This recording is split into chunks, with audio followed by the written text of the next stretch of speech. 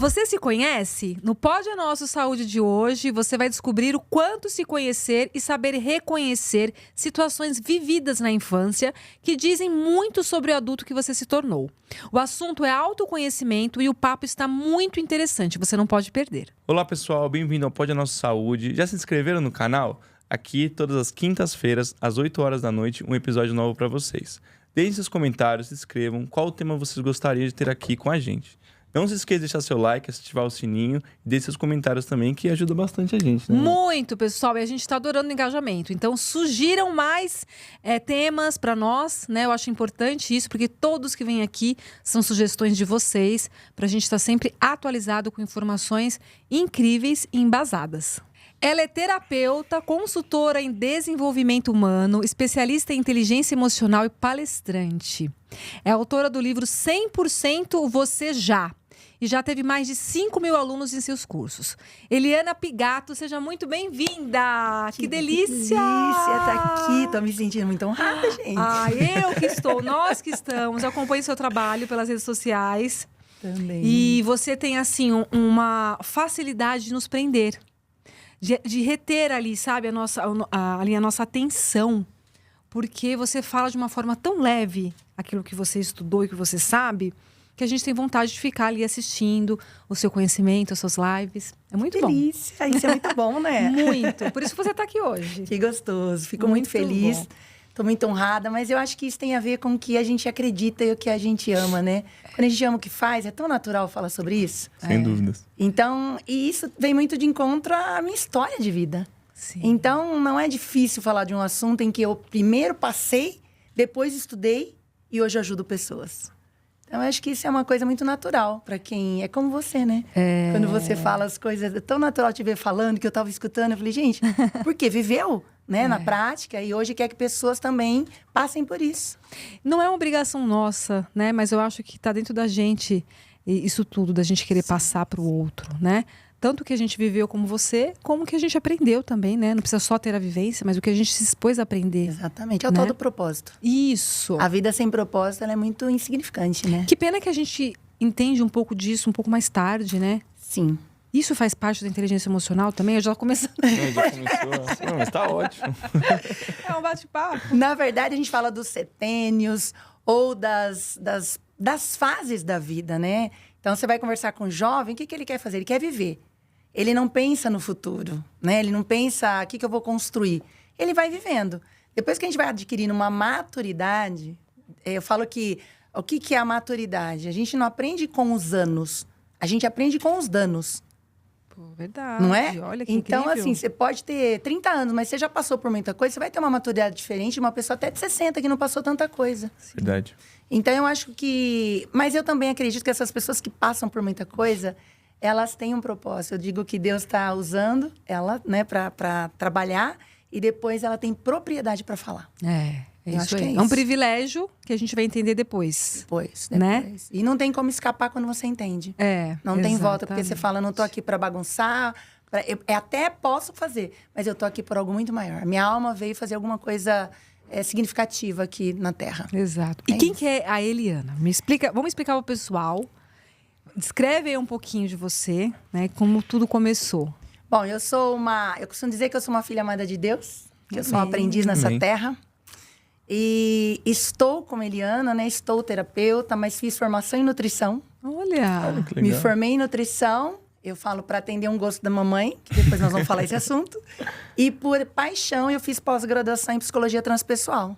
Sou mãe hoje de 4 filhos. 2 moram no céu e 2 estão na terra. Uau! E hoje eu treino pessoas, faço mentorias e trabalho com autoconhecimento, porque eu fui buscar, através do autoconhecimento, entender as minhas dores. Olha só, que diferenciada. Sim. Né? A gente tem que realmente aprender com elas. Sim. Né? Se a gente foca na dor, a gente não entende. Se a gente foca no propósito, na lição, na luz, a gente vai entender e vai passar. E algumas situações, talvez, né, dependendo das quais, a gente nunca vai esquecer. Né? E outras, a gente vai aprender. Sim. E vai guardar ali no cantinho, que vai chegar algumas horinhas que vão aparecer, vão reaparecer e tá tudo certo. Exatamente. Né? E você está há quanto tempo nessa missão? Olha, meu primeiro autoconhecimento foi em 1998. Foi através, eu estava passando por uma Nossa, separação. Você nem era nascido. Pois é. Eu tava passando por... Eu tive 2 casamentos, e que tem a ver também com essa questão do autoconhecimento. Eu fui fazer um autoconhecimento para entender por que eu estava num casamento tão incrível e eu queria sair dele. Olha. Foi incrível. E eu tinha a minha filha já era 3 anos e meio, eu fui fazer esse autoconhecimento. Quando eu estava fazendo, com japoneses, que eu falo que eles são incríveis do autoconhecimento, né? Eu me apaixonei. Então, eu acredito hoje que eu passei por tudo isso para Deus me levar nesse lugar, porque eu também seria mais uma a contribuir com a transformação das pessoas. Muito e bom. ali eu me encantei, tive um convite deles, trabalhei por 17 anos nesse lugar, e ali, apesar de eu ficar nos bastidores, organizando tudo, eu sempre me via no palco. Eu sempre me via no palco. Falando para dia, muitas pessoas. Falando assim, um dia eu vou estar lá, um dia eu vou estar no lugar deles. E aí eu trabalhei em vários hotéis, porque a gente ministrava treinamentos em hotéis, mas esse hotel que hoje eu dou treinamento, eu também trabalhei lá e eu falava assim, um dia serei eu no palco, hoje estou eu lá, em cima do palco, trabalhando e transformando linda. pessoas. Então veio através de uma necessidade, né, de uma dor que eu estava passando, eu fui entender o que estava aquele sentimento, porque que eu estava saindo fora de uma coisa que todo mundo falava que era perfeito. E eu fui entender as dores que eu estava carregando ali e o porquê que eu queria sair daquilo. E quando você tem esse tipo de dor, você descobre que tem uma parcela do outro também? Ou essa dor é só sua? Você criou? Como é que é isso? Na verdade, tudo começa em nós. Mas existe uma ressonância. Né? Eu sempre falo que onde tem um casal, existe 50% de cada um. Em todos os aspectos. Mas eu estou ressoando uma coisa e atrair alguém que vai suprir ou me machucar para eu aprender que eu não preciso daquilo. Então, nunca a gente está sozinho em algo. Tá. Por exemplo, a gente costuma dizer assim, um tema polêmico, mas acho que é bom, né? A gente falar assim, mas Claro. você está falando isso até de um abuso? Sim. Porque se eu estou carente, se eu estou buscando um amor de qualquer jeito, ou uma proteção, um abusador, ele vai trazer isso para mim. Ok. Então, é o que eu estou transmitindo, porque o universo não entende o que você fala, ele entende o que você sente. Então, quando você sente algo, você atrai uma pessoa que vai trazer aquilo para você. E aí existe o 100% do complemento de 2 pessoas envolvidas numa situação que ambas aprendem. E como é que faz para conscientizar o outro? Na verdade, a gente não consegue conscientizar o outro, né? Mas a gente consegue mudar a nossa frequência para a gente não atrair esse outro. Ok. Mesmo que você esteja dentro de um relacionamento, Sim. já ali construído, Sim. constituído. Se você não está no seu lugar, por exemplo, vou dar um exemplo de casais, né? De casamento. Se eu estou num lugar que eu sempre fui a mandona da casa, porque eu vi minha mãe sendo a mandona e eu ocupo esse lugar, num relacionamento, eu não vou ser a esposa, eu vou ser a mãe do meu marido. Automaticamente, eu atraio quem? Dele. Se eu sou mandona, filho. o filho. E se eu Nossa, sou a sério? filha, aquela carentona, quem que meu marido vai ser? O pai. Incrível. Por isso é que existem muito muitas isso, relações conturbadas, porque as pessoas não percebem que estão no lugar errado. E essa frase, assim, esses dias eu tava na internet, e aí eu vi um post assim: se você se incomoda com aquilo que o outro faz, fala mais sobre você do que o do Total. outro. E o que tá mais dentro de você do que no outro. Aí eu discuti, não é que eu discuti, eu coloquei ali a minha opinião ali nos comentários. Eu falei, olha, depende da situação. Porque se a pessoa, de repente, te tirou de um lugar onde você tá ali querendo preservar a tua personalidade, o teu caráter e teus valores, você está se posicionando. Você não está falando que... Você não está mostrando que o problema está em você. Aí criou uma confusão ali nos comentários, imagina, do acredito. post. Porque eu falei, gente, a gente não pode levar isso como regra, né? Tudo bem, o que me incomoda no outro pode estar em mim? Tá, mas se o outro está, de repente, me denigrindo, eu preciso me posicionar. Incomodou eu falar uma coisa que vai ali nos meus valores, ali nos meus princípios. Sim. Então, eu acho que tudo tem uma situação. Não é assim que funciona? Nós chamamos isso de espelhamento. Tá. O que é espelhamento? Quando eu vejo algo que me incomoda, é porque aquilo ainda não é forte e firme dentro de mim. Vou dar um exemplo de alguém falar mal de mim. Tá. Se eu não me garanto, se eu tenho uma dúvida de quem eu sou, porque todos nós temos, né? E a gente pode daqui a pouco abordar isso em relação à infância. É porque alguém falou, pegou na minha ferida, toda vez que dispara um gatilho em mim, que gera emoções, a emoção está buscando referência aonde? Passado. Então, quando alguém do presente, por exemplo, fala assim, você é incapaz, você não faz nada. E lá na infância eu ouvi que eu era incapaz, em algum momento, por uma professora, minha mãe, o gatilho disparou. Tá. Então, é nesse momento que eu me envolvo naquela situação, porque eu não curei esta dor. Eu costumo dizer, né, que eu trabalho muito com a parte emocional, mas espiritual também. Então, eu costumo dizer assim que, vamos falar de Deus, mas entenda que não tem uma parte religiosa, ele está sempre te proporcionando um crescimento. Sim. A partir do momento que o outro não te incomodar, sinal de que você se curou. Porque você não está mais se importando com aquilo. E aí você não aprende mais ou você, dentro daquele momento, daquela situação? Você acha que quando não tá te incomodando, não tem mais nada o que aprender? Nada, ali com aquela situação, não. Vai vir outra. Tá. Mas em relação à pessoa, uma coisa assim... Também, a pessoa é o fato. Entende? Porque, na verdade, a pessoa está só trazendo um fato. E a gente costuma dizer, olha que interessante, que as pessoas à nossa volta, elas representam muito o pai e a mãe. Bastante. Então, assim, você tem, às vezes, um chefe que parece sua mãe, que era mandona. Aquilo te incomoda. Então, não é o chefe. Eu preciso ir lá olhar minha mãe. Eu tenho um pai que era omisso. Aí eu tenho um trabalho, a pessoa não faz nada. Aí eu fico brava com essa pessoa. Pô, eu tô sempre tendo que fazer as coisas. Porque você teve um pai omisso. E, na verdade, não é o chefe ou a pessoa ali. Você tem que voltar ali para esse pai, que ainda se julga que é um omisso. Que engraçado isso Isso aí, tem né? tudo a ver. Tudo a Tem ver, não, lógica. assim... É lindo quando você compreende não, isso. sim. Porque o que acontece? Acaba os conflitos externos e começa o olhar pro interno. Consegue entender? Não tem mais o outro. E hoje, o que a gente vive? Numa geração que só aponta dedos. Sim. Não tem a autorresponsabilidade de ir atrás e entender por que isso pega em mim? Quem me machucou? Entende? Então, as pessoas só estão aparecendo em contribuição. Quando as pessoas fazem mentoria comigo e depois elas descobrem que o marido que trai foi uma bênção, não é uma piada? É uma piada de início.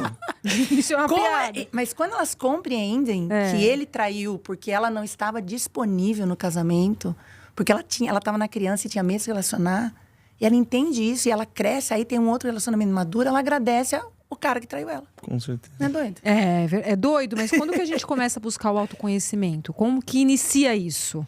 Olha, eu costumo dizer assim que sempre vem através de uma dor. Tá. Né? Vem numa dor, geralmente. Eu falo que o ser humano não gosta de aprender pela dor. Hoje eu vou aprender autoconhecimento. É uma dor. É uma traição, é uma despedida, é uma morte, é uma demissão. Então, você pode começar lendo um livro, assistindo uma live, assistindo um vídeo no YouTube. Mas transformação, você tem que ter um mentor. Tem que ter alguém Tem ali que ter alguém. para te gerenciar as emoções. Porque se você só assiste, só entende, você fica com obesidade cerebral, mas não tem a mudança. Adorei isso, a obesidade cerebral. Obesidade cerebral. Você fica com um monte de conhecimento, a gente faz curso, mas e a vida? Não mudou. Continua num relacionamento tóxico e tal. Então, para você ter alguém... Por exemplo, você vai fazer um regime. Você tem que contratar, você vai, né? Um nutrólogo, uma médica, você vai fazer uma academia, um personal, ele acelera teu resultado, o mentor acelera o teu resultado. Entendi. Ele coloca aquilo que você tem na cabeça em prática e faz você ver o resultado. Muito importante Nossa, isso. demais. Nossa, é que assim, eu acho que tudo a gente precisa conhecer. Sim. Essa informação que você está colocando para nós aqui é nova. Eu queria só aprender, tipo, não tem... Imagina um médico aprendendo essa parte toda. não é importante, porque é muito importante, assim, pra você lidar com seus sentimentos e lidar com suas emoções e até pra você ter uma vida mais saudável, uma vida mais tranquila. Certeza. Você sabe que quando eu passei por um câncer em 2011, Sim, né? eu li sobre isso. E quando eu tive o câncer, eu me tratei no ICESP em São Paulo. E eu tive a benção de cair com grandes médicos. E eles, investigando tudo, eu acabei fazendo uma cirurgia espiritual, fiz todo um trabalho... Eu tomava químio, mas a imunidade subia, ninguém entendia o que acontecia comigo. Chamava, Eliana, o que está acontecendo? Estou trabalhando a mente, estou trabalhando o coração, já descobri de onde veio o câncer. Uma mágoa com meu pai e tal. E aí os médicos, a gente precisa fazer um exame com você para ver se as suas filhas vai ter câncer. Eu falei, não vão ter. Não, a gente precisa fazer. Falei, se elas tiverem mágoa do pai ou da mãe, bem provável que elas vão ter. Mas se elas perdoar e tomar o pai e a mãe no coração, é raro elas, né, passar. Porque a doença, para mim, né, começa muito no espiritual, vem pro emocional e ataca o físico. Tá. E você teve essa vivência? Total. E também de literatura, buscando... Tudo. Porque eu costumo dizer, o nosso corpo, ele é saudável. Ele tem uma inteligência separada da mente. Enquanto a gente está aqui conversando, está fazendo digestão, o sangue está bombando. Sim, Ele tem uma inteligência divina que trabalha sozinho. Sim. Só que a partir do momento que eu tenho um pensamento que não é bom, esse pensamento gera uma emoção no meu corpo. Que libera o quê? Hormônios. Né? Se for bom, dopamina, endorfina e tal. Se for ruim, cortisol. Então, o nosso corpo, ao invés de ser alcalino, que é onde tudo funciona bem, vai ser ácido. E no ambiente ácido que as células se rebelam. Eu falo que elas costumam ficar lá, agora vamos também formar isso, formar aquilo, e vai. Isso que você está falando, cientificamente, Mas isso é verdade. realmente isso acontece. Às vezes tem paciente que o desenvolve ambiente câncer, algo desse tipo após uma morte, após um trauma. Ou realmente por descontrole de emoções, para gerenciar as emoções, e aí torna ácido, realmente. Sim. Isso tem tudo a ver. O ambiente ácido propicia, né? Alguns tipos de doença, como o câncer, né? Desencadeia, né? Vai desencadeando e aí você pensa que você é a doença. Não, se você desenvolveu, você também pode regredir essa doença. Foi o que eu fiz. Foi o processo que eu fiz. Deixa eu te fazer uma pergunta. Tem algum exercício mental que a gente possa fazer para, sei lá, tentar pensar mais positivo ou atrair coisas boas, esse tipo de coisa, sabe? Porque às vezes as pessoas pensam tanto em coisas negativas, ou às vezes reclamando da própria vida que tem, ou algo desse tipo, e acaba esquecendo de agradecer, sabe? Na verdade, as pessoas, a maioria delas, vem de um lar disfuncional, que a gente chama lar emocional disfuncional, que é onde ela viu um pai e uma mãe, seres humanos normais, brigando, discutindo, normal. Essa criança entendeu que o mundo era isso. Então, para ela, quando ela sai do mundo dos pais e vai para o mundo dela, ela procura um ambiente muito parecido com o dos pais. E continua alimentando, a gente chama de corpo de dor. A gente continua alimentando esse corpo de dor porque só quando eu sinto as mesmas sensações da minha mãe e do meu pai que eu me sinto segura, protegida. Porque eu volto para minha infância, onde eu me sentia amada, acolhida. Então, quando você fala de exercício, o exercício, né? Inclusive, nesse final de semana que eu dei esse treinamento, eu trouxe exatamente esse assunto. A nossa mente, ela é automática, ela vai embora, ela pensa sem você perceber. Enquanto a gente está aqui, pode estar passando um monte de pensamento. Tem que lavar roupa, tem que coisar o carro, vai embora. Você não tem governo disso. Mas quando você começa a questionar essa mente, que história que a minha mente está contando para eu sentir ansiedade de vir nesse podcast? Percebe? O que ela está contando? Aí vem a minha infância, a criança, falar que você é incapaz. Então, eu trabalhei minha mente para chegar aqui. Eu estou extremamente calma. Como se eu conhecesse a doutora Renata há muitos anos. Por quê? Porque a minha criança, ela vem, mas será que você vai dar conta? Ela traz as emoções. Eu questiono. Mas quando você se sentiu assim, você era pequena. Hoje você tem 56 anos, você dá conta assim e você domina esse assunto. Aí você está inteira. Então, é questionar a mente, qual a história que ela está contando, que está me causando essas sensações de desconforto. A partir disso, eu trago lucidez para esse pensamento e eu tomo posse de quem eu sou hoje. Então, tudo vem da infância? Tudo. Tudo. Na verdade, até antes da barriga da mãe, né? Tá. Que vem das nossas ancestralidades. Nossa ancestralidade. Que a gente aí não tem como ter a consciência. Não. Mas a infância, tudo vem dali. A origem é dali. Exatamente. A relação das nossas mães com as nossas mães, o que a gente se tornou hoje. Como é que é isso? Qual que é o peso disso? Eu falo que começa antes da mãe. Começa na avó materna. Porque quando a mãe estava dentro da barriga da... A avó estava grávida de 5 meses... A mãe já tinha os ovários, os óvulos ali dentro, né? Ela já estava se formando. A gente já estava ali. Então, tudo que a nossa avó materna ouviu, sentiu, viveu sobre dinheiro, relacionamento, nós trouxemos muito mais da avó do que da mãe. E aí você vem e mora dentro da barriga da mãe 9 meses. A mãe está ali passando emoções, angustiada, às vezes não está com o corpo bonito, tem uma autoimagem distorcida. O bebê não sabe que existe uma mãe. A mãe sabe que existe um bebê. Tudo que a mãe sente, o bebê pega para ele.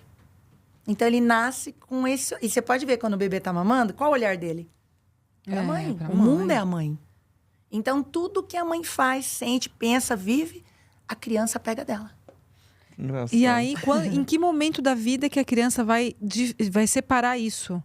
Isso é meu, isso vem de lá. Como é que é isso? Porque se você tá falando que vem desde a avó, né? Então, a gente já vem com essa carga, com essa herança, né?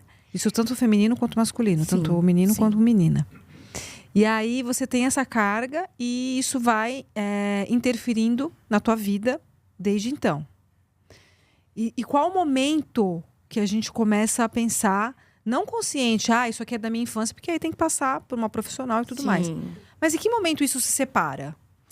Nós costumamos dizer assim, que, por exemplo, lá para uns 23, 24 anos, o córtex pré-frontal deveria estar fechado. Que é a razão. Mas, por que ele não fecha? Muito trauma.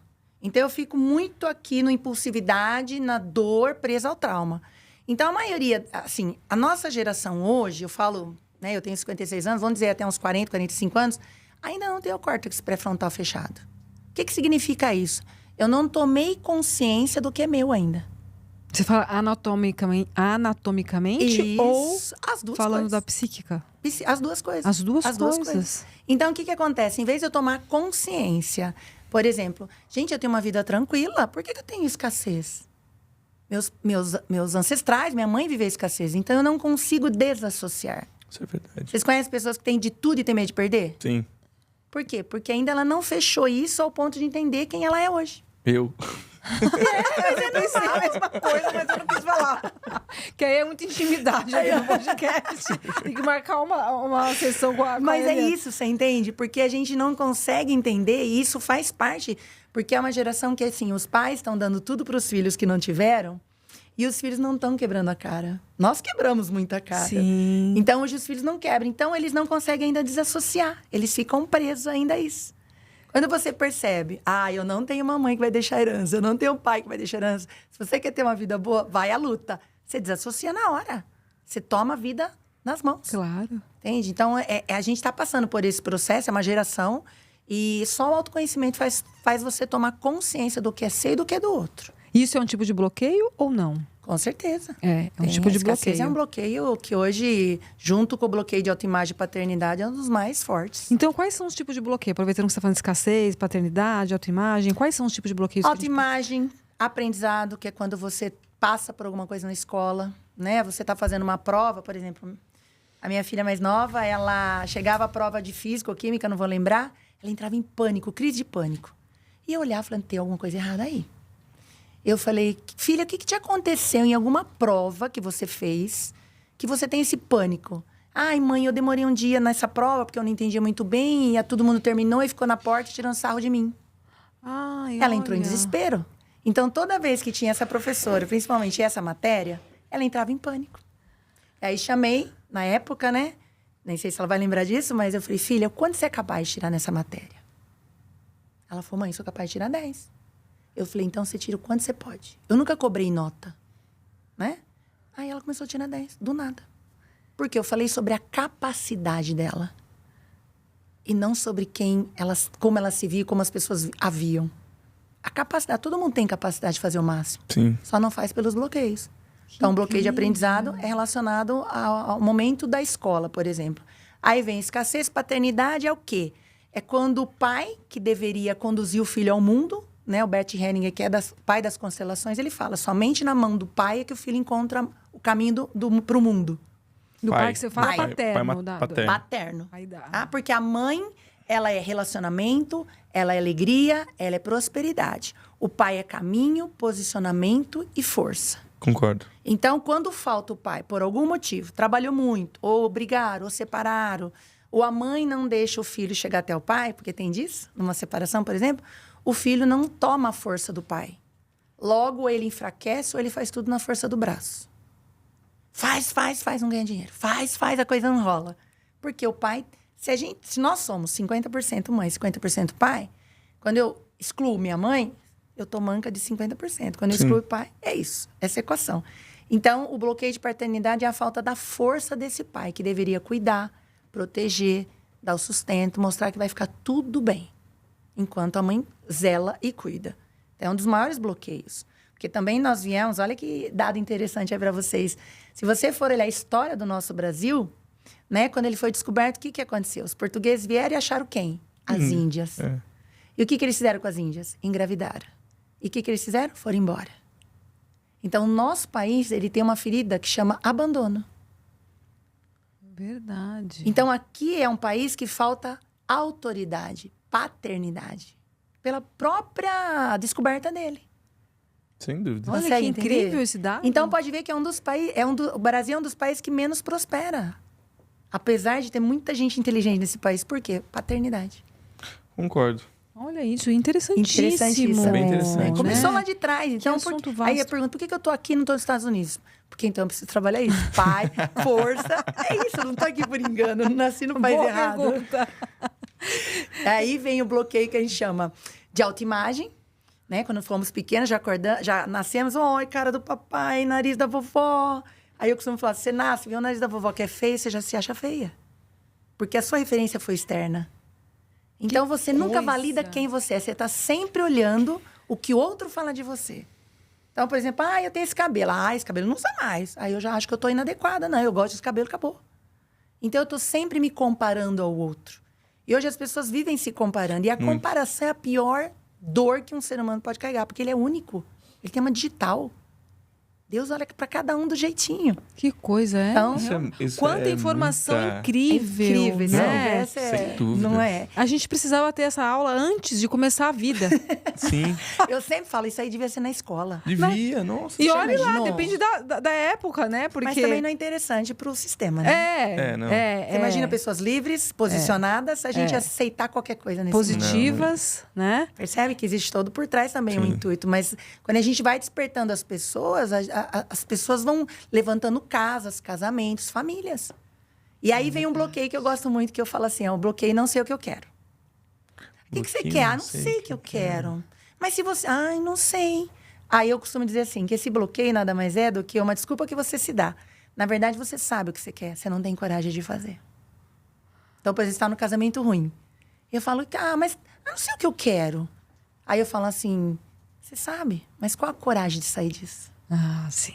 Entende? Realmente. Então, o bloqueio de não sei o que eu quero é porque eu não tenho coragem de ir para a luta ou dar um passo, sustentar uma culpa das pessoas me julgarem, porque julgam. Então, eu costumo dizer, para você ter sucesso, você tem que passar pela nuvem da culpa. Senão, você nunca vai ter.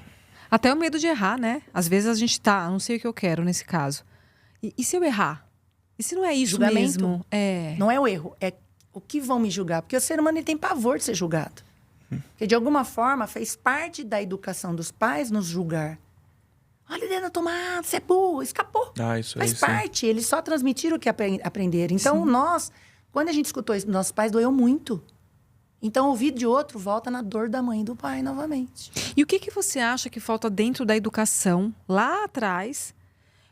Não existe mundo perfeito, mas para que isso se torne menos intenso, que se torne menos na vida das pessoas, né? Tudo isso. Você acha que aonde poderia começar essa interferência, essa consciência? E o que fazer dentro das escolas? Na verdade, eu acho que os pais são os mais responsáveis por isso. Tudo Isso é antes de isso. escola, porque escola não educa, antes né? de se tornar pais, eu acho que os pais precisavam se trabalhar. Porque quando eles colocam os filhos no mundo, é só uma repetição do que eles viveram. A gente costuma contar assim, é um replay. Então, quando os pais se trabalham, até antes de casar. Tá vendo? Já vai aprendendo. Entendeu? Você vai conhecer uma pessoa.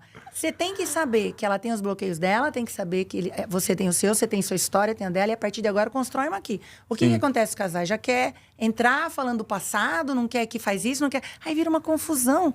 Vira uma confusão de sistema ali, sabe? De invasão, a mãe quer estar no casamento, o pai quer dar ordem, vai ser dia tal. E aí eles não têm autoridade de construir o caminho deles.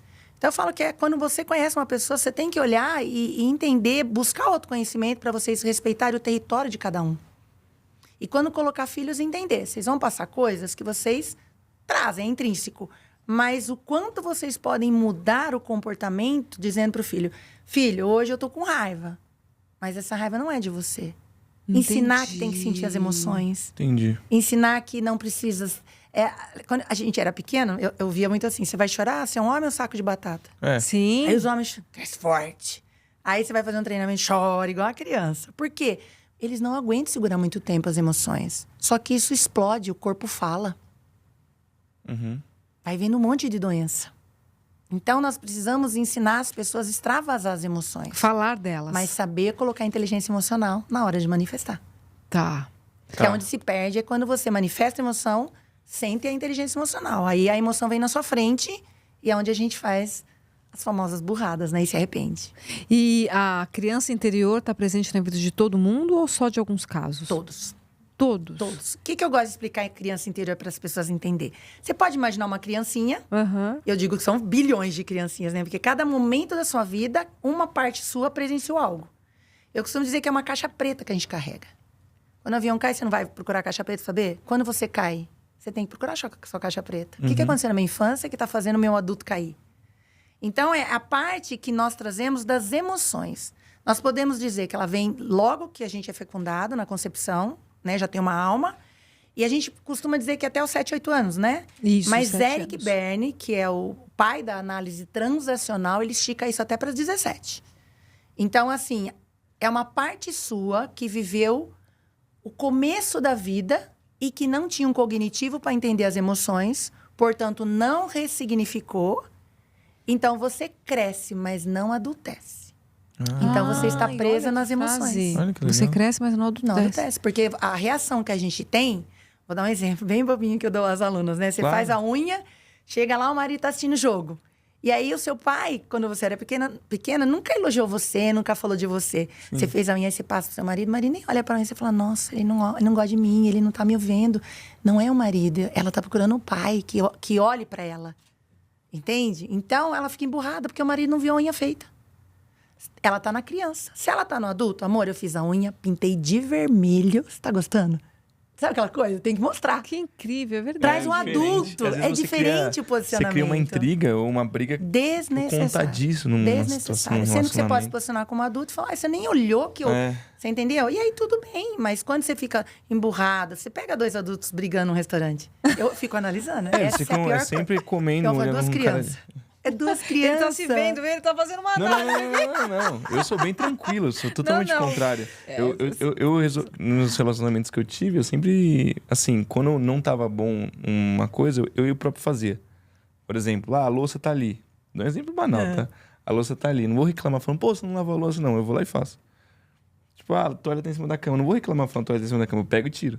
Só que a partir do momento que eu acho que já tá repetindo muito, eu prefiro me afastar. Aí ela tá esperando que um pai cuide, que um pai salve. Aí você mistura, não é o pai, né? Aí mistura. E quando a gente faz uma repetição de relacionamentos? Tipo, o relacionamento é igual ao outro passado, que é igual ao outro, que é igual ao outro. De onde que vem isso ainda, do não adultece? Tem bastante isso, né? Porque assim, eu sempre falo assim, quando você não aprende a lição repete, até você aprender. Eu costumo dizer que a vida é uma escola. E ela tem as séries. Você só passa para outra série quando você aprendeu. Aí vai vir um outro professor. Mais difícil, vamos supor. Saiu da quarta série, mas vem aquele professor com física, química, que você fala, ai, meu Deus, o que vai acontecer? Vão vir pessoas mais difíceis de você lidar para a tua alma amadurecer. Enquanto você não passar dessa fase... Por exemplo, você traz a minha ferida foi abandono. Porque quando minha mãe engravidou, meu irmão tinha 10 meses, minha mãe contou pro meu pai que estava grávida, meu pai falou, não quero essa criança. Na barriga da minha mãe, eu senti já rejeição e abandono. Então, o que foi que eu vivi? Por isso que eu tive 2 casamentos. Eu tive um marido maravilhoso, mas jogava futebol. Então, ele era indisponível para eu sentir o abandono. Aí, casei a segunda vez. Agora vai. Meu marido morava em Belo Horizonte, eu americana. Ele era indisponível, ele só vinha final de semana.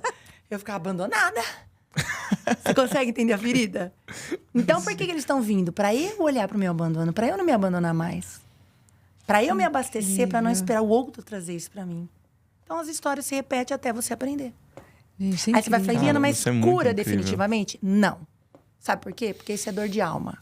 Tá. Você tá nessa existência... A minha alma veio para trabalhar o abandono. Você já teve consciência disso? Já. E para quem acredita, né? Para mim, assim, outras existências, ancestralidade, foi famílias que viveram muito abandonadas, guerra. Então, essa dor, ela vem ressoando. Então, quando a gente começa a tomar essa consciência, nós podemos parar esse ciclo repetitivo. Tá. Mas não cura, sempre te assombra. Um exemplo, você manda um WhatsApp pra amiga. A amiga demora 5 minutos pra te responder. Você fala, o que eu fiz? Será que ela tá brava comigo? Olha a sensação de abandono. Eu tenho. É isso. Você tem? Tenho. Então, minha mãe me abandona, porque eu te conto. É verdade. Ele fala pra mim assim, você não quer mais falar comigo, não? Esqueceu que tem filho? Ela não... Fala, gente, faz 10 minutos, meia hora que eu não respondo. Não, meia hora nada. Eu respondo uma coisa pra ela demora o dia inteiro pra me responder. Ela vai responder só no final do dia. E sabe que isso pode vir? Por exemplo, se em algum momento ela se sentiu sozinha, cuidando de você grávida, porque o marido sem dúvidas. Vem o abandono. Eu tô sozinha nessa, eu tô cuidando do filho sozinha. O filho sente o quê? O abandono da mãe. Ele não sente que a mãe tá se sentindo abandonada. Ele se sente num vazio. E esse vazio vai repetindo até você tomar consciência e falar assim, não, a minha mãe tá ocupada. Minha mãe vai responder quando ela quer. Só que você sai do sofrimento. Nunca mais. Ah lá. Você entendeu? Sai do sofrimento. Você pode falar, mãe, quando você puder, você me responde. O comando foi dado, né? Se ela não responder, você sai do sofrimento. Você sabe que quando ela puder, ela vai te responder. Porque o que gera esse descontrole nosso é o sofrimento, que é a história que a mente conta pro corpo. Porque a gente tem mania de sofrer. Por que a gente tem mania de sofrer? Por conta desses pensamentos involuntários que vêm, que conta a história. De onde é essa referência? Se eu não tenho uma referência de futuro, eu tenho de onde? Passado. Quando o meu pensamento vem contar uma história, ele tem referência, a biblioteca está no passado. Ele vai buscar uma situação do passado. Então, por exemplo, eu vou gravar um podcast. Então, eu tô me expondo, não tô? Sim. Então, o meu pensamento falou assim, mas nossa, você vai conhecer fulano, não, e se falar errado, isso aqui. Ele já vem. Porque lá atrás eu tive uma referência de exposição, às vezes não saiu como eu queria.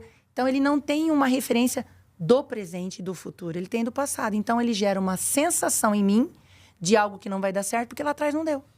Incrível! E aí Por você isso que você é sofre. autora de livro. Cara, Você trouxe o livro aí pra nós. Trouxe. Esse é o primeiro, esse é o segundo, o terceiro. É o primeiro? Esse veio de um grande desafio na minha vida, por conta que eu me achava incapaz, né? Eu falava, quem vai ler minha história? Minha história é insignificante, porque eu me achava insignificante.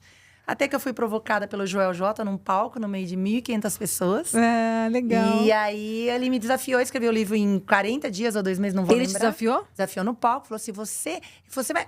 Nós temos uma dinâmica, achei o bloqueio de julgamento. Eu tinha já um livro pronto, com o prefácio do Pablo, que eu ia lançar. Mas era um livro de ensinar autoconhecimento. E eu não queria falar da minha história, porque eu achava que não tinha importância. Porque hoje cresci não me achando importante. E aí, quando nós fizemos um exercício, veio um bloqueio de julgamento. Qual o bloqueio de julgamento? Da minha família. O que a minha família vai pensar de eu expor a minha história?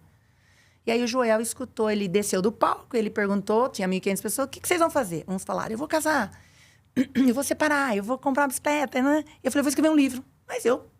Ele atravessou aquele salão gigante. Veio até mim, olhou assim, eu tava sentada. Você falou, o quê? Eu falei, eu vou escrever um livro. Aí falei, né? Sobe no palco. Meu Deus. 1.500 pessoas subindo naquele palco. Naquela hora eu fui conversando com Deus. Por que o senhor tá fazendo isso comigo? Aí eu escutei a voz dizendo, porque é esse livro que você tem que escrever. Não é aquele. Que incrível. olha que legal. E não tava nada pronto. Mas pra Deus tava, né? É, Tudo que eu pra vivi Deus já era uma tava. história. Exato. Subi no palco, contei em 1 minuto o que eu trabalhava, perdão de pai e mãe. Aí o João falou, se você escrever, até quando você vai escrever? Eu falei, 30 de maio. Era tipo 1 de maio. Você deu essa data ou você já Eu tinha? falei, eu tava... Nossa, ele Você é fica ótimo, anestesiada, né? É. Ele Eu fiz adoro assim, meu podcast 30 de dele. maio. Aí eu falei, Eliane, você tá louca? Aí ele falou, se você escrever até dia 30 de maio, eu vou prefaciar o seu livro. Aí eu falei, Eliane, você vai perder essa? E aí eu fui escutando pai e mãe. Minha mãe e meu pai são separados. Tive que escutar a história da minha mãe, escutar a história do meu pai. Desculpa. E ficar num lugar de filha. Porque minha mãe fala do meu pai, meu pai fala da minha mãe. E eu fiquei no lugar de filha. Escrevi o livro em 2 dias. Que isso? Demorei 20 dias para conversar com mãe e pai. Mas 2 dias eu... Baixou. E aí, mandei para ele prefaciou, lançamos março agora e já é best-seller. Uau! Olha isso! E olha o nome.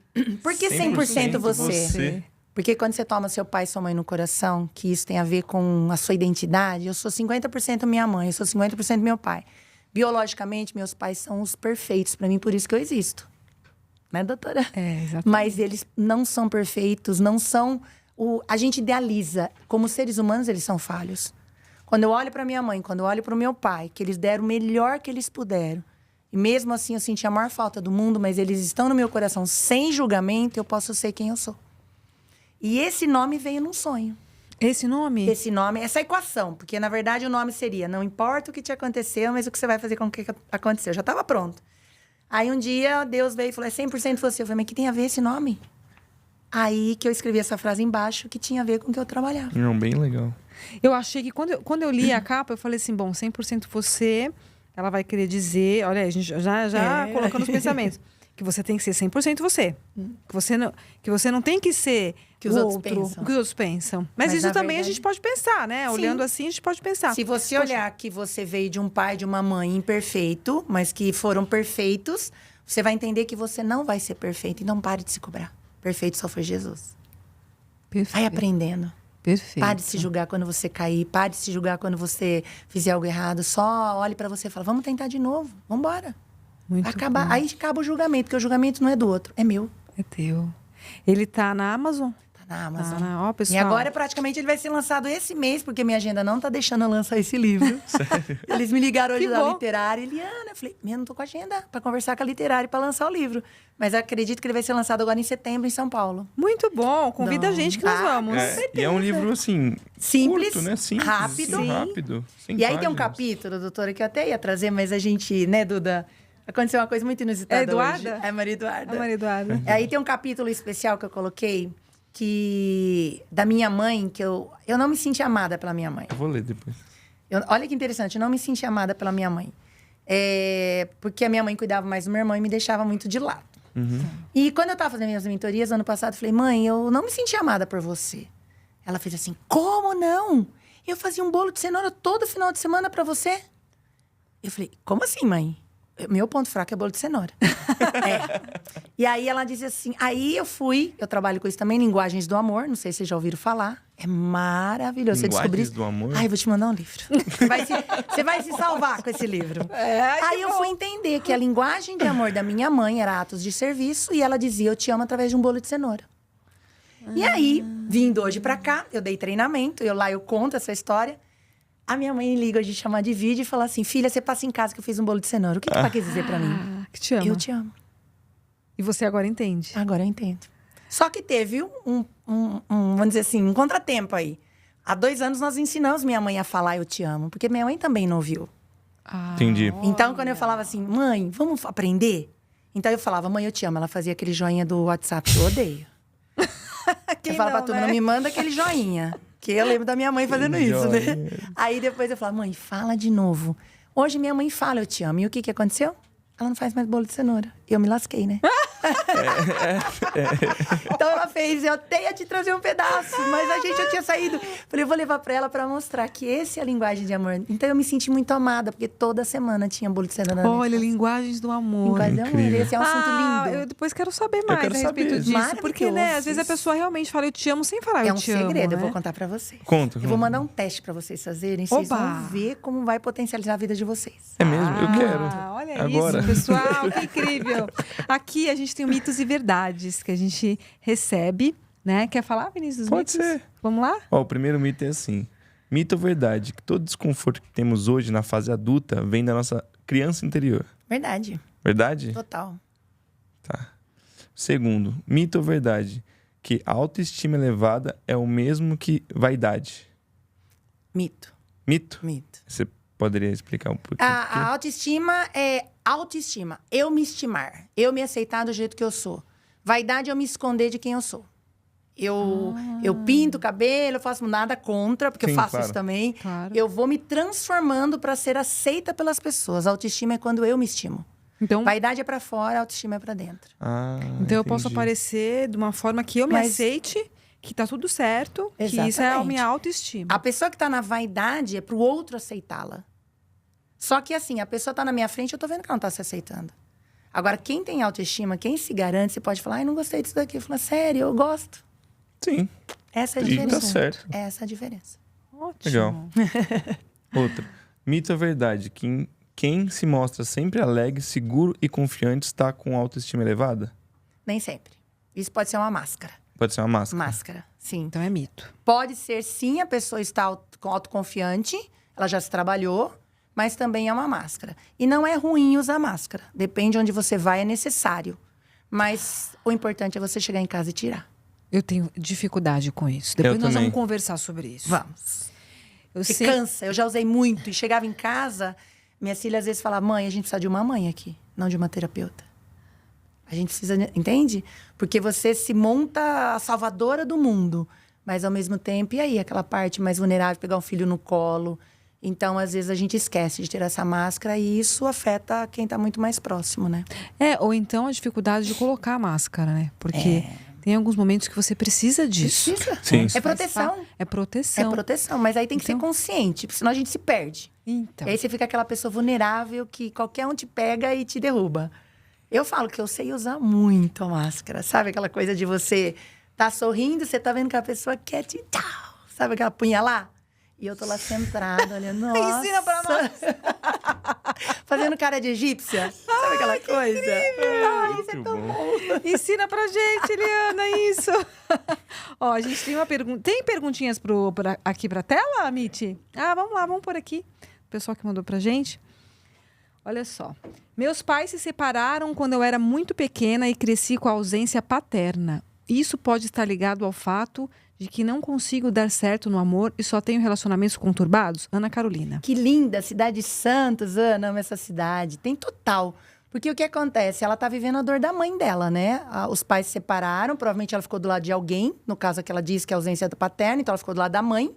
Ela deve estar casada com a mãe, tentando salvar a mãe dessa separação. E em dois corpos não ocupam o mesmo espaço. Não chega um amor porque ela casou com a mãe. Ela tá sofrendo as dores da mãe. Ela tem que entregar a dor pra mãe, né? Olha que interessante, meus pais se separaram. Não, os pais dela não se separaram. O marido da minha mãe separou da esposa dele e vice-versa. Mas os meus pais são meus.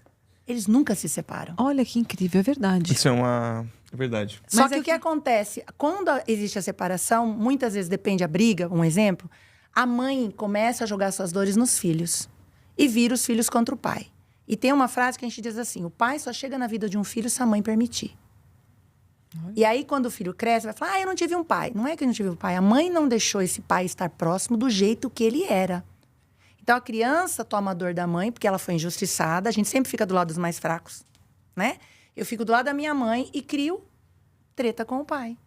Quando eu entender que são dois adultos que se escolheram, que são adultos antes de mim, e eles são meus pais, nunca eles vão estar fora de mim, eles estão em mim. Isso é verdade. Quando eu era moleque, que meus pais tinham acabado de se separar... Olha, vamos ver o que você vai falar. Não, é verdade. Tinha acabado de se separar, assim, ficou uma coisa... É complicado, eu tinha de 15, 16 anos, eu fiquei um pouco meio, receoso. Aí, quando eu parei de enxergar eles como pai e mãe, comecei a enxergar eles como homem e mulher, aí a coisa mudou totalmente. Você se liberta. Tipo, eu fiquei muito mais tranquilo. Você sempre vai ter um pai e uma mãe. Porque eu escutava a minha mãe falar do meu pai, eu escutava meu pai falar da minha mãe. E é normal. Eu falei, quer saber? É homem e mulher, ele se vira. E a gente toma dor, porque a gente ama os dois. Aí eu fiquei tranquilo, eu falei, Você sabe que outro dia eu fiz um post no Instagram e deu um bafafá, que ainda tá dando lá, né? Porque tá rodando. Tá escrito assim, ó, mãe, como você excluiu meu pai da minha vida, eu vou ser igual ele pra você aprender a amá-lo. Nossa, você precisa ver os comentários ali. O que significa isso? Quando a mãe, por algum motivo, ou vice-versa, tá? Tô falando de mãe, mas pode ser o pai. Quando a mãe exclui o pai da vida de um filho, ele foi isso, ele foi aquilo. O filho, ele sempre tende a tomar as dores do mais fraco. Ele vai ser muito parecido com esse pai pra mãe olhar pra esse filho e ver o pai. Tá. Porque o pai, ele não perde o lugar dele. Então, quando o filho fica no meio disso, ele toma a dor de um dos dois. Então, a mãe tem que chamar o filho e falar, estou separando. O meu marido, que no caso é seu pai, não foi legal comigo, mas ele é o teu pai pro resto da vida. Olha a diferença. A abordagem é outra. A abordagem é diferente, entendeu? Então, a criança, ela entende. Vocês que se viram, mas eu tenho um pai e uma mãe. Hoje, a separação, ela acontece de uma maneira muito áspera, né? E a criança tem que tomar o partido. E aí, o que acontece com essa menina que os pais separaram? Ela não percebeu, mas ela tá casada com a mãe. E nenhum homem vai entrar... Porque, assim, na verdade, ela ama esse pai. Claro. Mas ela tá defendendo a mãe porque ela sente que a mãe é frágil. Aí a mãe entra no papel de vítima. E toda vítima tem um algoz, e vice-versa. E essa menina tá anulando a vida dela para salvar essa mãe. Só que a mãe escolheu se separar. Então ela tem que deixar a mãe lá e viver a vida dela. Aí vai aparecer um amor. Olha que incrível. No caso de um pai que morreu, né? E o filho não conheceu o pai. Nasceu, tem a mãe, mas não tem a presença do pai. Até que ponto é saudável a mãe não falar do pai? Ou a mãe não inserir objetos do pai, fotos? Porque a gente sabe que a criança não entende ainda essa falta. Mas uma hora ela vai entender. Né? Não sei se vai doer, mas vai entender. Né?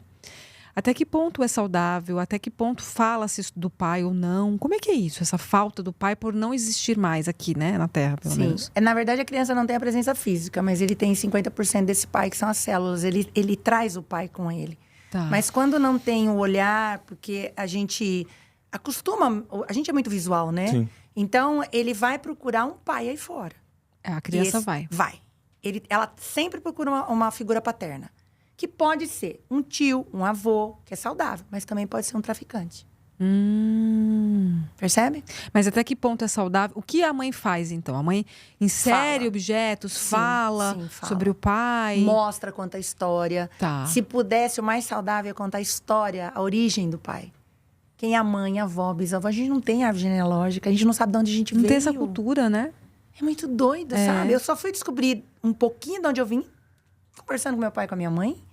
Sabe, as histórias deles, o que eles passaram, por que meu pai tinha tanto medo de ser pai, por que a minha mãe sentia abandono.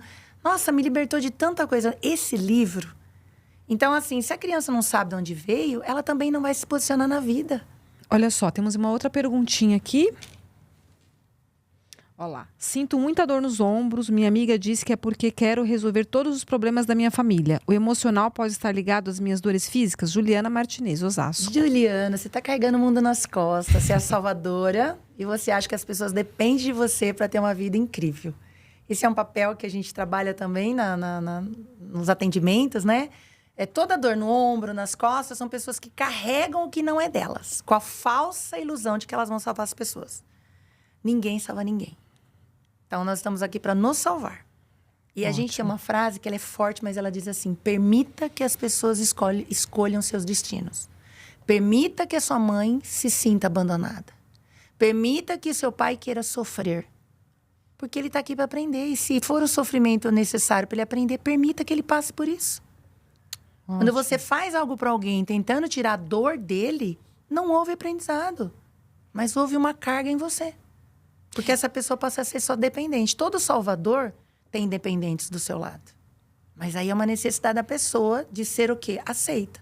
Então, eu faço para você, você me aceita. É o vítima ou o gosto. Né? Então, eu preciso perceber quem é quem. Porque se inverte os papéis. Então, aqui ela está com a falsa ilusão de que ela vai salvar a família. E tem mais. Quando ela começar a crescer, seja profissionalmente ou financeiramente, ela sempre vai voltar, em vez dela seguir e explodir, ela cresce e volta, perde. Cresce e perde. Porque ela sempre volta para o pertencimento da família. Olha, ela precisa não se desprender disso. Precisa desprender. E para se desprender, precisa passar pela culpa. E quando você falou a respeito de permitir as pessoas escolher os seus destinos, no caso de filhos, a gente tem uma preocupação pela idade, né? Quando permitir isso? Porque a gente sabe que até um certo ponto nós precisamos orientá-los. Sim. Então, onde que a gente vai perceber que a gente vai permitir e não? A gente costuma dizer assim, nós dizemos assim, até os 18, aqui no Brasil 18 já é independente, né? Espiritualmente é 14. Ah, é? Até os 14 anos sua alma já aprendeu o que tinha que aprender com aqueles que trouxeram ela para essa vida. Depois essa alma precisa crescer. É óbvio que você vai falar pro seu filho, isso é bom, isso não é. Sim. Mas, por exemplo, outro dia eu estava numa situação vendo minha filha mais velha bater a cabeça. Filha, não é... Ela falou, mãe, posso te falar uma coisa? Ela é muito sábia. É teimosa, mas é sábia. Eu preciso quebrar a cara. Sou eu que preciso quebrar a cara para validar o que você tá falando. Dito e feito. Foi lá, quebrou a cara, voltou... Mãe, não deu certo. Mas eu aprendi, mãe. Eu sofrendo de ver a filha né, fazer algo que não ia dar certo. Mas hoje ela validou. Olha. Então, o quanto eu posso soltar meus filhos, lógico, dizendo, acompanhando, mas não controlando. Ok. Porque daí eu impeço o aprendizado que aquela alma precisa passar. Incrível. E por que até os 14 anos já? A partir dos 14? Porque é uma coisa... espiritualmente eles falam que o espírito da pessoa já está pronto para caminhar sozinho. Ah, tá. E Olha aqui que criou-se os 18, né? Tá. Né? Sim. Diferente. Uma última perguntinha. Vamos lá? Da Camila. Tenho muita mágoa da minha mãe por nunca ter me valorizado e toda vez que me olho no espelho sinto raiva por sermos parecidas fisicamente. Esse sentimento pode estar afastando o meu sucesso profissional? Cada pergunta boa, né? Mágoa da mãe, né? Então, o que eu trago, o que aconteceu na barriga dela, né? Da mãe, que ela sentiu essa aversão, às vezes a mãe brigando com o pai. E quando ela fala, mãe nunca valorizou, é porque, na verdade, a sua mãe não enxerga o valor que ela tem. Então, ela não pode dar o que ela não tem. E aí, o que acontece? É um espelhamento. A sua mãe acaba... Quando a gente fala, quando uma mãe briga, um pai bate, não é o teu pai e tua mãe, é as dores deles. Ela não vê valor nela. Ela não vê valor em nada. Não é em você, é em nada. Inclusive nela. E quando você fala assim, sinto raiva por ser parecida, tudo que eu rejeito no outro é o espelhamento. Eu repito. Porque é mais fácil enxergar no outro do que em mim. Então, ela também não se valoriza. E isso afeta exatamente o profissional, porque a mãe é o sucesso. Quando você nasceu, você e sua mãe fizeram dar certo o parto. Foi um sucesso. Olha, o que a gente tem o que a gente cobra é que tem que ser perfeito. É verdade. Então, a vida chegando na face da Terra é um sucesso. E quando eu nego aquela que me gerou a vida, eu não tenho sucesso. A relação da mãe com o filho... versus pai é muito mais forte do que o pai, né? A figura paterna, né? A relação A da figura... menina tem uma ligação com o pai e o complexo de Édipo, né? E o complexo de Erectra é o menino com a mãe. A ligação. Mas eu digo da mãe, a relação da mãe, assim. A mãe, falando do lado materno. Com o filho é muito mais forte, é muito mais visceral do que o pai. Sim, porque né? gera, né? Porque a gente carregou, gera, mas existe essa cumplicidade, né? Depois de tempos. Exatamente por gerar e a gente acreditar que é nosso. Saiu da gente, é meu. Não, é da vida. A gente tem e o pai isso, tá só lá, ó. Eliana, ou você vai me complicar ou você vai me ajudar. Eu vou ajudar. Eu vou ajudar, né? Vinícius, vai ter Method Day em dezembro? Você já tá convidado. Viu que legal? Se você topar, Claro, vocês estão. Mas se você topar, acabei de fazer um e é assustador o que revela. Claro. Olha que É libertador. incrível. Não é bíblico? Conheça a verdade Sim. e a verdade nos libertará. Verdade. Precisamos nos libertar de muita coisa que a gente acreditou. Exato, exatamente. Eliana, tá tão incrível, mas Nossa, aí já demais. passaram ali e falaram, olha, tá acabando o tempo. Delícia. Você quer deixar algum recadinho pro pessoal que tá assistindo a gente? Eu acho que assim, busque o autoconhecimento, procure se libertar de muitas coisas que você tem acreditado. Sentir dor não é normal, a dor é uma mensageira. Perceba o que ela tá querendo te dizer. Ninguém veio para o mundo para sofrer, mas a gente, infelizmente, aprende através do sofrimento. Mas a partir de hoje, tomada essa consciência de tudo que a gente falou aqui, as pessoas podem buscar o autoconhecimento. Eu falo que estou no Instagram, né? @Eliana Pigato. Lá eu estou gravando sempre live. E as minhas mentorias é para você te libertar de um lugar que você se prendeu. Porque é você que está presa nesses lugares. E eu falo que a gente está num cativeiro com a chave na mão. Olha só, Vinícius. É isso. Incrível. Eu amei tudo. Também. Serviu pra mim. Vou te procurar. Exatamente. Vinícius vai procurar também, né, Vinícius? Com certeza. E olha, É incrível. ótimo. Você é Delícia. muito melhor pessoalmente. Que gostoso. Digo mesmo. Acompanhe suas lives, seu conteúdo. Obrigada. Deve fazer muita diferença na vida das pessoas, Sim. né? A internet tem isso de bom, né, Eliana? Tem, graças a Deus. Aproxima, né? Muito. Aproxima as distâncias. 4 cantos do mundo, né? A gente tá pegando, vem todo mundo e a gente pode... Pois é. Como é que eu ia te conhecer sem internet? Não é isso, que doido. Eu olhei e falei, gente, que mulher genial. E comecei a acompanhar seus conteúdos. Você tá vendo espelhamento? Eu olhei na página dela, que mulher genial. É espelhamento. Mas é mesmo. Muito linda. obrigada. Obrigada. Tô De feliz. verdade. Gente, obrigada e até o próximo episódio.